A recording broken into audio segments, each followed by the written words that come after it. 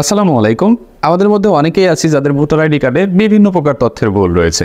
কারোবা নিজের নাম, কারোবা পিতার নাম, কারোবা মাতার নাম, কারোবা জন্ম তারিখ, কারোবা ঠিকানা, কারোবা সবগুলো একসাথে, কারোবা 2-3টা একসাথে ভুল রয়েছে।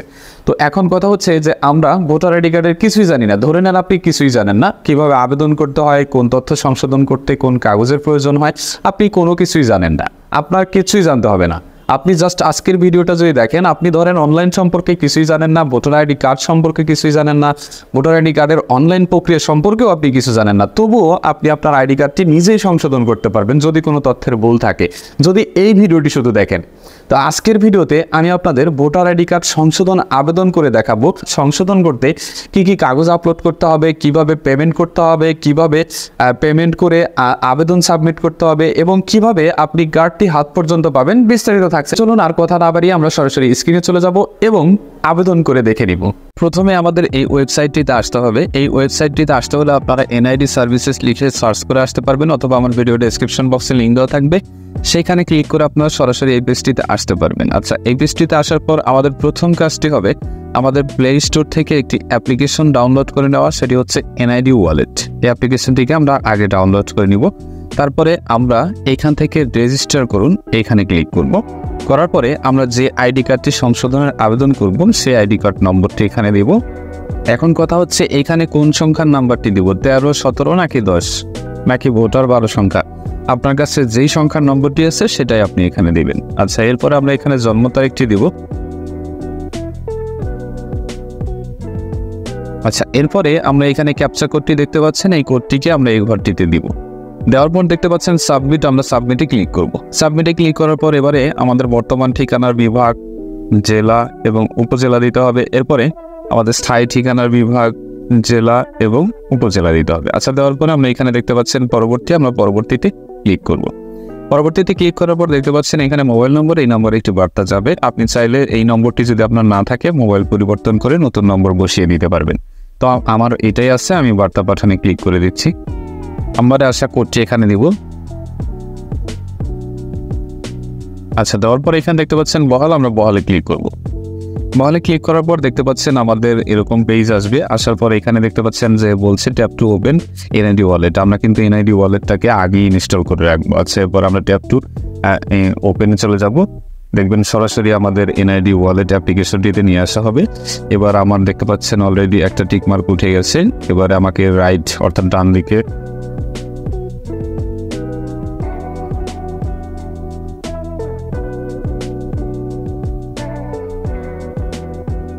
আচ্ছা, আমরা ডান বাম স্ট্রেট এবং চোখ ব্লিঙ্ক করে আমরা ভেরিফাই করে নিব। নেওয়ার পরে এখানে দেখতে পাচ্ছেন ওকে, আমরা ওকেতে প্রেস করে নিব।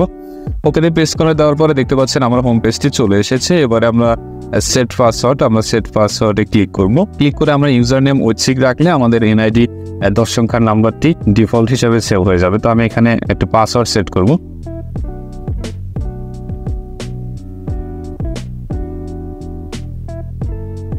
আচ্ছা, দেওয়ার পরে এখানে দেখতে পাচ্ছেন আপডেট, আমরা আপডেটে ক্লিক করব।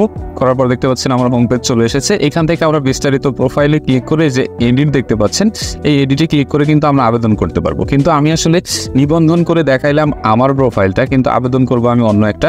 তো আমি সেম প্রসেস, আপনারা কিন্তু এখানে দেখতে পাচ্ছেন বিস্তারিত প্রোফাইলে, এখান থেকে এডিটে ক্লিক করে কিন্তু আপনারা বহালে ক্লিক করে তারপরে এখান থেকে আবেদনটি করতে পারবেন আপনি কোনটা সংশোধন করতে চান। আমি শুধু রেজিস্ট্রেশন করে বোঝানোর জন্য আমারটাতে রেজিস্ট্রেশন করে দেখাইলাম। আচ্ছা, এখান থেকে আমি লগ আউট করব। আচ্ছা, আমি লগ আউট করে চলে যাচ্ছি। চলে গিয়ে আমি যেটার আবেদন করব সেটা পাসওয়ার্ড তো শেষ, এবার পাসওয়ার্ড সেট করা শেষ। এবারে আমরা লগ ইন করবো এখান থেকে। তো পাসওয়ার্ড সেট করাটাই মূলত আমি আপনাদের দেখানোর জন্য এই প্রসেসটা দেখাইলাম আমার আইডি কার্ড দিয়ে। এবারে আমি পাসওয়ার্ড দিয়ে লগ ইন করবো। এবারে এখানে আমরা ক্যাপচা কোড দিই। যদি আমরা লগ ইনে ক্লিক করি দেখতে পাচ্ছেন একই পেজ কিন্তু আমার নিয়ে আসছে আর কি। আমি পাসওয়ার্ডটা শুধু সেট করে দেখাইলাম আমার আইডি কার্ড দিয়ে। সেটা হচ্ছে আপনাদের বোঝানোর জন্য যে কিভাবে আপনি কিছুই যেহেতু জানেন না, প্রথম মানে আপনি কিছুই বোঝেন না, সেই ক্ষেত্রে আপনি যেহেতু আবেদন করবেন সেহেতু পাসওয়ার্ড সেট যদি আমি সরাসরি লগ ইন করে দেখাই বুঝবেন না, এই জন্য পাসওয়ার্ড সেট করে দেখাইলাম। আচ্ছা, এখানে বিস্তারিত প্রোফাইলে ক্লিক করব। সেম প্রসেস, এই যে এডিট অপশনটা পেয়ে গেছি, আমরা এডিট অপশনটাতে ক্লিক করব। করার পরে নিচে দেখতে পাচ্ছেন বহাল, আমরা বহালে ক্লিক করব। বহালে ক্লিক করার পর এবারে আমাদের সংশোধনের বিষয়টা কি, আমরা কোন বিষয় সংশোধন করতে চাই, এখানে ব্যক্তিগত, অন্যান্য নাকি ঠিকানা, আমরা যেই বিষয়টি সংশোধন করতে চাই এবং একসাথে সবগুলো অনেকগুলো সংশোধন চাইলে আমরা সেটা করতে পারি। তো এখানে দেখতে পাচ্ছেন নাম, আমরা নাম যদি সংশোধন চাই টিকমার্ক দিয়ে নাম লিখবো, আমি সংশোধন করে যেটা চাই।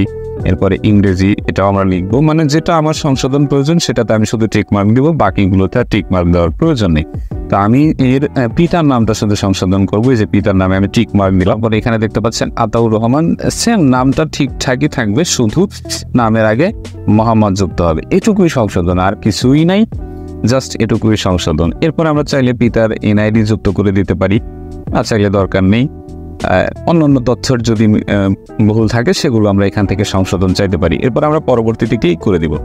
পরবর্তীতে ক্লিক করে দেওয়ার পরে এখান থেকে আমরা দেখে নিব আমাদের চাইতো তথ্য সংশোধনটা ঠিক আছে কিনা। এরপর আমরা আবারও পরবর্তীতে ক্লিক করব, করার পরে এবারে দেখতে পাচ্ছেন ডিপোজিটের কথা বলছে। এবারে আমরা টাকাটা ডিপোজিট করেও আপনাদের দেখছি। বিকাশে আসার পর এখান থেকে আমরা পে বিল অপশনটি সিলেক্ট করব। তারপর এইখান থেকে আমরা এই যে এনআইডি সরকারি ফি, এটা সিলেক্ট, আমাদের এনআইডি এর ধরন নির্বাচন করতে হবে। এনআইডি ইনফো কারেকশন বলতে আমাদের এনআইডি এর ফ্রন্ট পেজে যেই ভুলগুলো আছে বা যেইগুলো তথ্য সংশোধন আছে সেইগুলো আমরা এখান থেকে, যদি সেইগুলোর মধ্যে কোনো কিছু চাই তাহলে আমরা এনআইডি ইনফো কারেকশন দিব। আদার ইনফো কারেকশন বলতে আমরা পরের পেজ অর্থাৎ পেছনের পেজে যে তথ্যগুলো থাকে সেগুলোকে আমরা আদার ইনফো ধরে থাকি, বা প্রোফাইলের মধ্যে যে তথ্যগুলো থাকে সেটা দিব।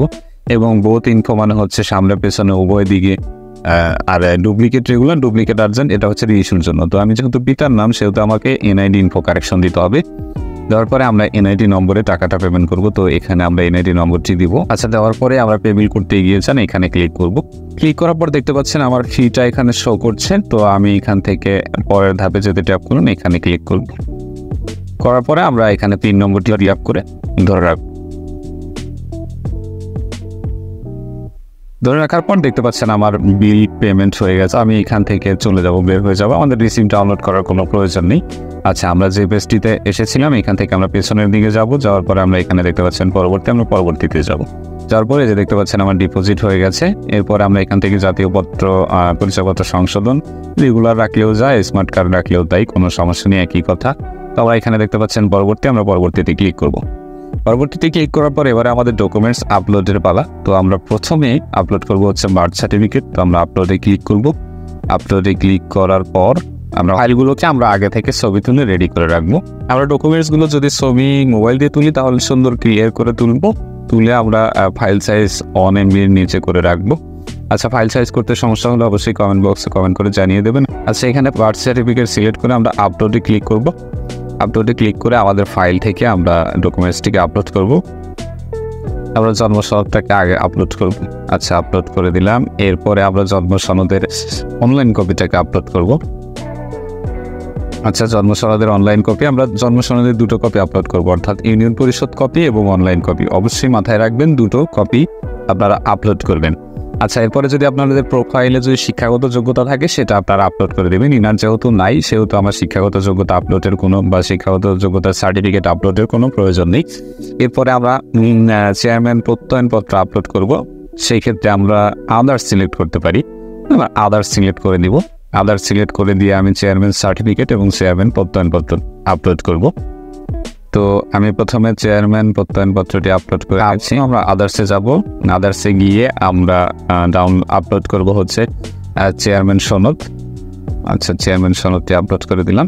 আচ্ছা, দেওয়ার পরে এবারে কথাটি হচ্ছে যে আপনি আপনার যেহেতু পিতার নাম সংশোধন চাইছেন সেহেতু যদি আপনার বয়স যদি কম হয়, ধরেন 30 বছরের নিচে, সেক্ষেত্রে পিতার ভোটার আইডি কিন্তু আপনাকে আপলোড করতে হবে। আর যদি 30-এর উপরে বয়স হয়ে যায়, 35-এর উপরে বয়স হয়ে যায়, সেক্ষেত্রে পিতার এই ছোটোখাটো সংশোধনের ক্ষেত্রে পিতার কাগজ আপলোড না করলেও চলবে, সমস্যা নেই। তবে অবশ্যই যদি 30-এর নিচে আপনার বয়স হয় আপনি পিতার কাগজ আপলোড করবেন। আর যদি জটিল সংশোধন হয়, এটা তো ছোট মোহাম্মদ শুধু, যদি জটিল কোনো সংশোধন হয় তাহলে অবশ্যই পিতার কাগজটি আপনি আপলোড করবেন। এর সাথে আপনি চাইলে আপনার ভাই বোন যে কোনো একজনের কাগজ দিতে পারেন, অথবা সন্তানদের কাগজও দিতে পারেন সাপোর্টিং হিসেবে। তো আমরা এখান থেকে ব্রাদার অর সিস্টার এনআইডি এটা সিলেক্ট করে দিয়ে ওনার একটা ভাইয়ের আইডি কার্ড আমরা আপলোড করব। তো হ্যাঁ, মোটামুটি আমরা 5টা কাগজ আপলোড করেছি, অর্থাৎ জন্ম নিবন্ধনের 2টা কপি, চেয়ারম্যান সনদ, চেয়ারম্যান প্রত্যয়ন এবং একটা ভাইয়ের আইডি। তো আমাদের কাজ শেষ। এবারে আমরা এখান থেকে পরবর্তীতে ক্লিক করে দিব। পরবর্তীতে ক্লিক করার পরে এখানে আমরা চেক করে দেখব যে আমাদের তথ্য ঠিক আছে কিনা। যদি ঠিকঠাক থাকে, মানে আমাদের সংশোধিত তথ্য আমরা একবার চেক করে নিব। চেক করার পরে আমরা সাবমিটে ক্লিক করে দেব। আচ্ছা, আমাদের আবেদন কমপ্লিট হয়ে গেছে, কিন্তু এখন আমাদের যে কাজটি করতে হবে, আমরা বিস্তারিত প্রোফাইলে ক্লিক করব। করার পরে এখান থেকে ডাউনলোড বাটনে ক্লিক করে আবেদন কপিটিকে ডাউনলোড করে নিজের কাছে রেখে দিব। আমাদের কাজ কিন্তু শেষ। এখন কথা হচ্ছে এই আবেদন কপি নিয়ে আমাদের উপজেলায় যেতে হবে কিনা বা জমা করতে হবে না, কিচ্ছু করতে হবে না। আপনি জাস্ট আবেদন করে বসে থাকবেন ঘরে। এরপরে এই ছোট সংশোধনের জন্য আপনার কোথাও যেতে হবে না। আপনি দেখবেন মোবাইলের মধ্যে SMS পেয়ে যাবেন খুব শীঘ্রই। এই ধরনের সংশোধন আমার অভিজ্ঞতা থেকে যদি আমি বলি, সর্বোচ্চ 20 দিন থেকে 1 মাস এর মধ্যে সংশোধন হয়ে যাবে, অনেকের এর আগেও হয়ে যাবে। আচ্ছা, এরপরে যখন আপনি মেসেজ পেয়ে যাবেন তখন আপনার প্রোফাইলে ঢুকে অনলাইন থেকে আইডি কার্ডটি ডাউনলোড করে প্রিন্ট করে লেমিনেটিং করে নিয়ে সেটি ব্যবহার করতে হবে। আপাতত আমাদের নির্বাচন কমিশন কোনো কার্ড দেবে না হাতে। যদি কখনো স্মার্ট কার্ড ইস্যু হয় তখন আপনারা কার্ড পাবেন। আশা করি ভোটার আইডি সংশোধন প্রসঙ্গে এবং সংশোধন আবেদনটি সঠিকভাবে আপনারা শিখতে পেরেছেন। এরপরে যদি কোনো কিছু জানতে বুঝতে অসুবিধা হয়ে থাকে, কোনো সমস্যা নেই, কমেন্ট বক্সে কমেন্ট করে জানিয়ে দেবেন। আমি যথাসাধ্য রিপ্লাই করে সমাধান দেওয়ার চেষ্টা করব ইনশাআল্লাহ। আজকের ভিডিও পর্যন্তই। ভিডিওটি ভালো লাগলে অবশ্যই লাইক দেবেন, চ্যানেলে নতুন হলে সাবস্ক্রাইব করে সঙ্গেই থাকবেন।